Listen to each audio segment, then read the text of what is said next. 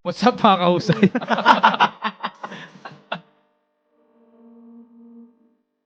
Nakita ko siya from ground up talaga.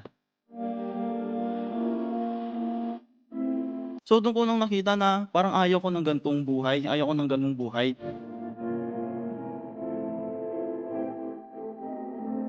Do'n ako unang na-discover na since business course na rin ako, do'n ako na-open up sa business. What's up mga pa? What's up mga kahusay? What's up mga kahusay? This is Carlos Obaldo and I'm one of the founders of Husay Digital Academy. I've been freelancing for the past 10 years, well, almost 11 years now. And also, I'm an e-compreneur and a co-founder of our agency with my partner here, Coach Storm. Hi guys! What's up mga kahusay? My name is Coach Storm and I'm a digital marketing agency owner. And of course, I'm one of the partner here in Husay Digital Academy. And always support us dahil napakaganda at napakaganda ng mga gagawin namin, mga advocacies as well as yung mga i-interview namin mga tao. And you will definitely find a lot of value when it comes to watching or listening to this podcast channel. And anyway, meron tayong napakaganda at napakagaling na mismong guest. Yes, Diba? sir. He's napakalapit kasi itong batang to sa akin. And he's one of my mentees dun sa program ko before. And nakita ko siya from ground up talaga. Sobrang tong batang to, bagdamdamin yung kwento niya. As well, from being a content creator right now, he's already earning really well. That's number one. And becoming a freelancer. And right now, he have his own agency. And that's what really, really matters the most for me. And nakakaantig yun sa akin dahil lahat ng naituro ko or mostly sa mga naituro ko, na-implement niya. Ayan. And so without further ado guys, let's all welcome, okay, our friend and my mentee, Steven Arnaiz. Yay! Thank you, Coach Storm, sa magandang introduction. And nice to meeting you, Coach Nice to CJ. meet you. Yeah, and hello mga kahusay. What's up sa inyong lahat dyan? So, ayun.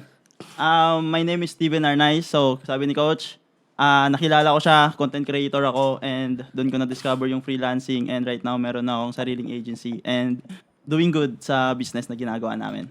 Nice. Nice. And by the way, guys, narinig ko kwento nila, cum laude ka raw. Yes po, yes po. Wow, cum laude! Cum Oh, laude. may diploma!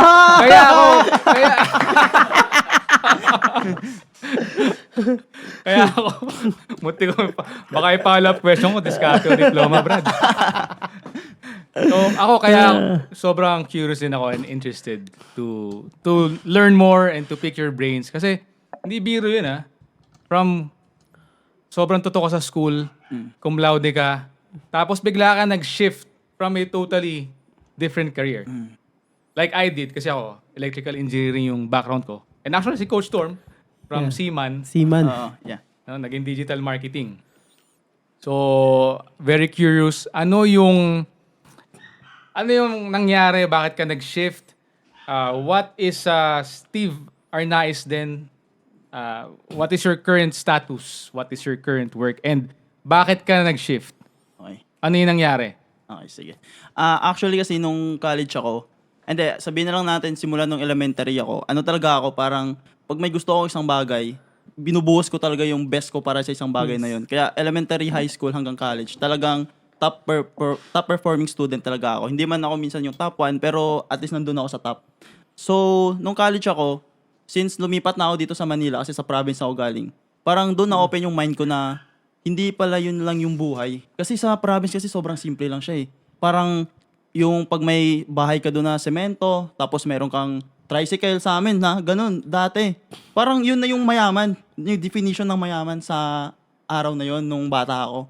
Eh nung lumipat ako ng Manila, nakita ko may mga maraming building, may mga kotse, may mga supercars. So naisip ko, hindi pala lang yun yung pwede kong makuha. Hindi lang yun yung parang tumaas yung ambition ko. Yes. So, nung nandito na ako sa Manila, tapos, since nagko-commute ako papuntang school, parang doon ko naranasan una yung hirap na paano magtrabaho. Hindi ako nagtatrabaho, pero yung nakasabayan ko nagtatrabaho. Nakikita ko sila, natutulog pa sa bus. Morning, pasok ako sa school, natutulog sila sa bus. Kasi syempre, early morning yon. Tapos pag pauwi, kasama ko sila, mga pagod na rin sila. So doon ko nang nakita na parang ayaw ko ng gantong buhay. Ayaw ko ng ganung buhay. Tapos, doon ako unang na-discover na since business course na rin ako, doon ako na-open up sa business. So, yun. Kaya, yung unang business ko is yung, tara, kape tayo. Ganon. Doon ako unang nagka-idea sa business. Power! Yun. May experience ako doon and wala akong hate sa mga network marketing kasi unang-una naman, grabe din naman yung natutunan ko doon pagdating sa mindset. Kasi sobrang, sobrang ganda yung True. tinuturo doon kung paano mo i-push yung bagay na gusto mo.